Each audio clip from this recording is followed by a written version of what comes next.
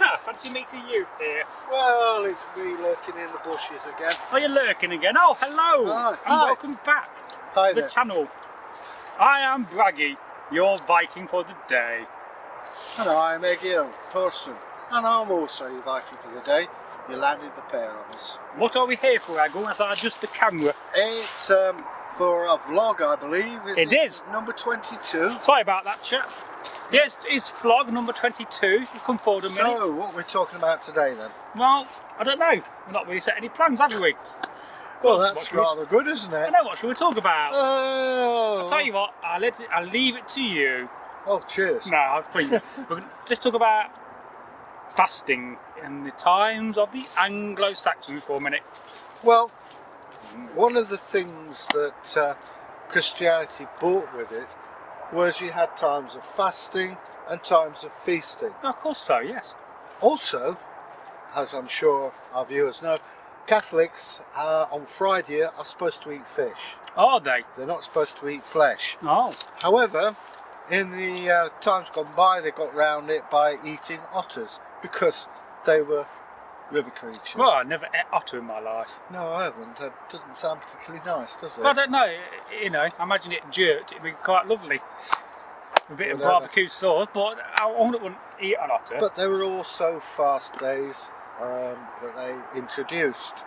And when you think about it, it's not that big a deal because, I mean, we're used to eating 3 times a day, usually. Well, we are, of course so. But in the Saxon times, you ate when you could, whatever you could. Indeed. And so a day fasting, it's not a big trial to you. It focuses your mind, I guess, but it's not like it is for us today. I mean, I've done fasting for 24 hours, and believe you and me, I'm really glad to eat the next day. Oh yes, I often go without food for a couple of days. But the thing is, if you want food, It's there. It And is. this is the difference. Yes. I mean, no way would there be many people my shape. Look at the thumbs on you. Yeah, I know. You're not been fasting. Yeah, well, I'm pagan, aren't I? But, That's too right. but having said that, people like me, my shape, fat people, wouldn't be around. It would be very, very rare. Because bear in mind also, you've probably got worms and parasites in your intestines that are helping you eat what you do eat. Well, yes. I mean, we couldn't really understand the concept of having worms on a yearly basis all the time. Well, I mean, that would affect your health as well. I mean, how would they get rid of them? How would they treat worms back in those days? I don't think Would they there do. be some old wise remedy? I'm sure there would be some remedy, but mostly you pass through your system. But it's an ongoing thing because the tapeworms are in there, lay their eggs, they're then moved out through natural means, and then, of course, the other ones hatch out. And then, of course, you've got things like a curus munching their way through your liver and things like Well, that. you definitely don't want a tapeworm. And have you ever had worms in your life? No, and I I have. hope I never do. Just for foraging. Always cook your food when you forage, folks. Well, you had about 23 foot of tapeworm in you. Not me, no. I just had the normal standard worms. Tapeworm, you wouldn't want that. No. Because, you know, and there was that program where the man gave himself a tapeworm and then videoed it from inside. Fascinating. Right. But it makes you think, because today we can just go to the chemist and go and buy some tablets, take a tablet, your worms are gone. Well, I actually saw the result of somebody, it was in India, and they had a prolapse rectum. Yeah. That is not pretty Well, sad. I don't think that's very PC. Never mind. It may not be PC, but it's actually the truth what happens. So, Well, you know, yes. bear that in mind. Right. So, I we've think covered fasting. Yeah, that's quite interesting. Well, I got this thought whilst I'm filming that we might move around the garden. Okay. So if you walk this way, I'll grab the camera. Going this way, are we? So you're going to follow us, folks. We're going to do a bit of a tour. So smile to the camera, Egil. Hi! Hello. Right, you walk that way and I'll walk with you. I'm going to have to turn my back on you because I can't see where I'm No, going otherwise. that's Egil's back. What I should have done is put the stabilisation on the camera. Are we Just keep walking. keep walking? We'll find somewhere else to record. How about by this big floppy tree? Indeed. This is a big tree. You've seen this tree a few times on the camera. There we go. Let's face it, all trees. Look at this. This is like professional, guys. Well, This is a tree. the trees, especially the Yggdrasil. It's not just, that's something else I meant to talk about. We talk about the Yggdrasil in Viking mythology, the tree holding up the sky. Saxons had the Irminsul. Yes. And I believe in some Indian faiths, they too have a cosmic tree. Oh, that's interesting. And this motif of a tree fascinates me. Well, you have that necklace design of a tree, which is a modern concept, taken from an older concept. Well, it just seems to be that the idea of a tree goes throughout history, and I find that interesting. Is Yggdrasil the most famous tree in mythology? It is to us, because, to us, yes. but I mean, there's the Irminsul, which is like a letter T. Yes. And if you look at the Sun Who helmet and your Coppergate helmet, indeed, you'll see it does form the Irminsul. Oh, right. Well, perhaps at some point we'll talk about that on video. Yeah. We could talk about the Coppergate helmet. Would you like to see that? Us doing some chats about the various helmets we have at Northworthy? I think that'd be interesting, because how many times, even today, you're asked, why did the Vikings have horns on their helmets? Well, of course so. And that's because the bells don't work. And what is the most daftest question you've ever been asked as a reenactor? Again, you know, where's the horns on your helmet? I can remember one time when I was doing some American Civil War reenacting, some guy came up to my friend's dad, who was no longer with us, he's passed away, oh bless his soul, lovely man, and he came up to me and said, were you actually in the Civil War? And the man thought that this old man was actually from the Civil War. About 150 years old. Yeah. Yeah, I've had people say to me, are you a real Viking? Yes. And I say no. Well, can we ever be classed as a real Viking? No, so I'm not 1,000 years old. No. But I am, for the purposes of today, for your delectation, a Viking. Oh yeah, you're a Viking on camera. A representation thereof. He doesn't actually wear clothes like this at home, but we do know somebody who does. Alright. Now, moseying on from that, we'll go to another location and talk about something else. So, get over there, Egil. Pick the camera up. Monkey puzzle tree. Now, we'll go to this one. We're going to work down the garden. Now, you've also seen this. I hope we don't show the house to you. No. I have to edit those bits out. There's me walking around the garden like a teddy bear. We've also shot here quite a few times in the past. Hello. What's this, a golden... It's some kind of a modern tree. Alright. So, it's whatever it is. If you know what that is, folks, let us know. Yeah, it's quite a mixed bag of trees in this garden. And see how many people can name how many trees you've got. Yes, well, that's one thing we often don't think about is coppicing and how the ancients managed the trees and the woodlands. So for the sake of the viewers out there, what is coppicing? Well, coppicing is harvesting the woods. Yeah. You'd go in, you'd harvest the hazel, and you'd harvest it so that it encouraged it to grow back, and you'd go and harvest other things like ash. Ash was often harvested. And you'd do it so that you could grow the trees into what kind of shape and style you wanted. Clever. And coppicing was a very important aspect for woodland management. Because without coppicing, your woodlands go very wild, they get very overgrown, and what happens is that the ground wildlife struggles to grow because of the overgrowing canopy. So what coppicing allows is the woodland to be thinned out and to be managed properly. And coppicing is a very, very old thing. It's been practiced since the Bronze Age. It's probably much older than that, I'd say. Well, you hear about people being hedgers as well. Is that a similar sort of thing? What, hedge laying? Yeah. Well, hedge laying is a skill from that, although it's not fundamentally coppicing, but you are managing a hedge. And it's important to manage hedges because hedges do get very overgrown, you know.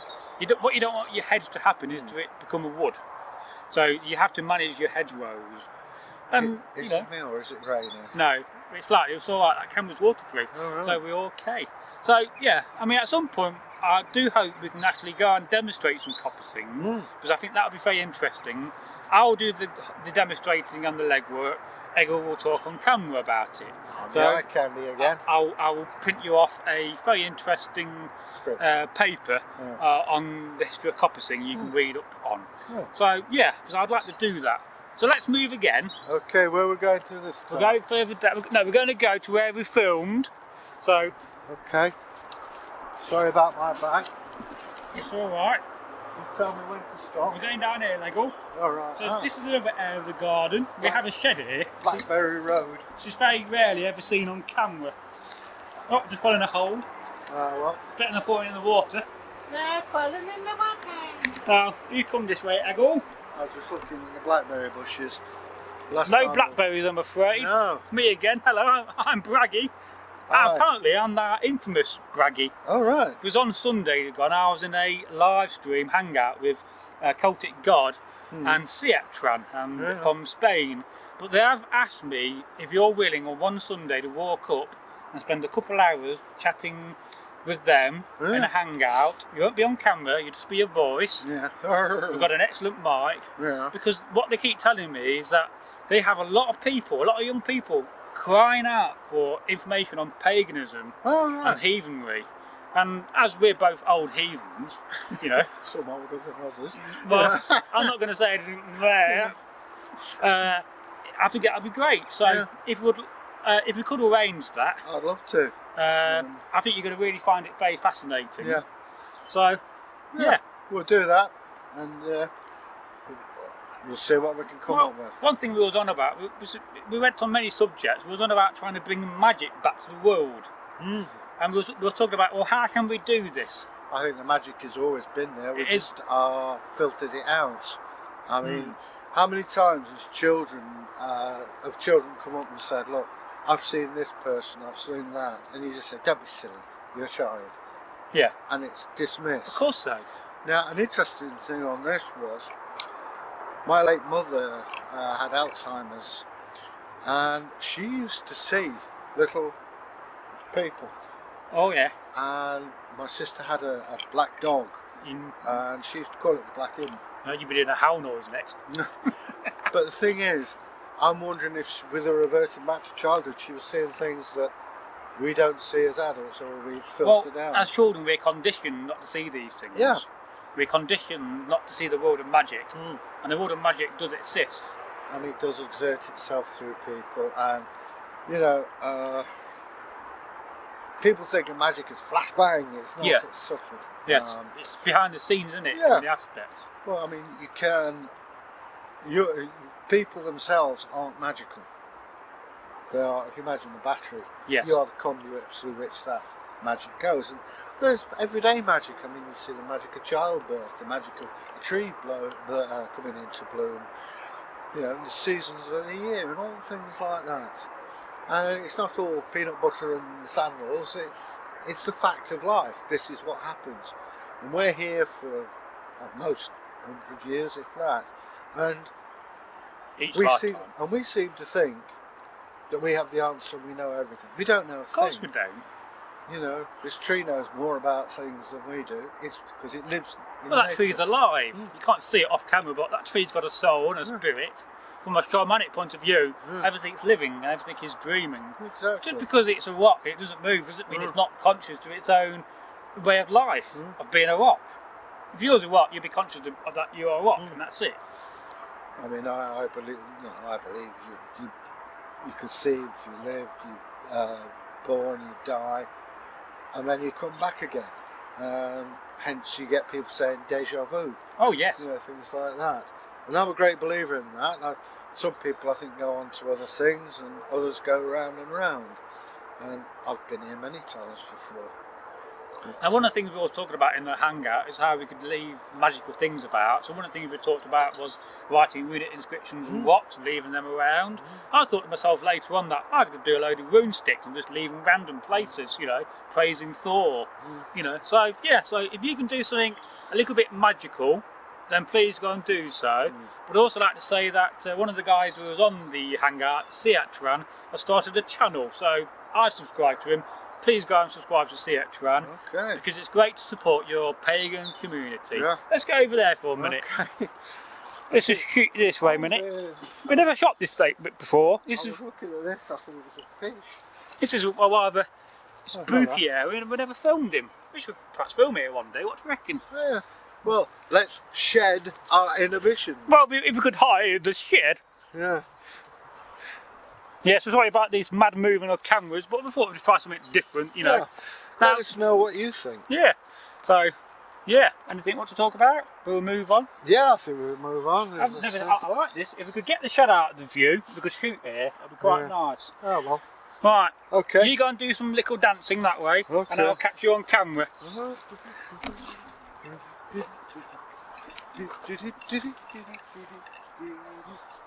Right. We'll put the camera down here. Another shed.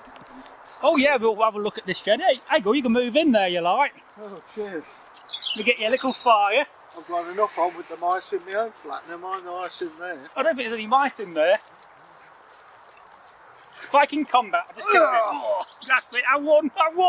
It's a good job I didn't do all that one. Yeah, but I got you one upstairs you can use. Oh, right. Let's go a bit forward. Yes, this is another place on the garden you never see. Yeah. My dad's potting shed. There we go. I think one day we'll do some funny sketches out of that. Yeah. Let's go down there, Egil. There's another shed over there. How many sheds you got? No, it's not a shed. That's a tin shed. That makes all the difference, does it? It does. So you're telling me here all the brambles have got down? Yeah, well, we've got to dig them out one day. Ooh, no, it's a free food source here. I know, I don't like brambles, they're evil. I love them. Let's go under this tree, Egil. Well, you're not a tomato fan, are you? I hate tomatoes, they're evil. Of course, this is the infamous place where we filmed Techno Viking Egil. Oh, yeah. Give us a demonstration, Egil.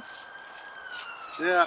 You know what? It was harder doing the dancing was than it? it was doing the combat. Forward, we might not be able to see you. So this is another interesting place we sometimes film in. Yeah. I'm too tall here. Yeah.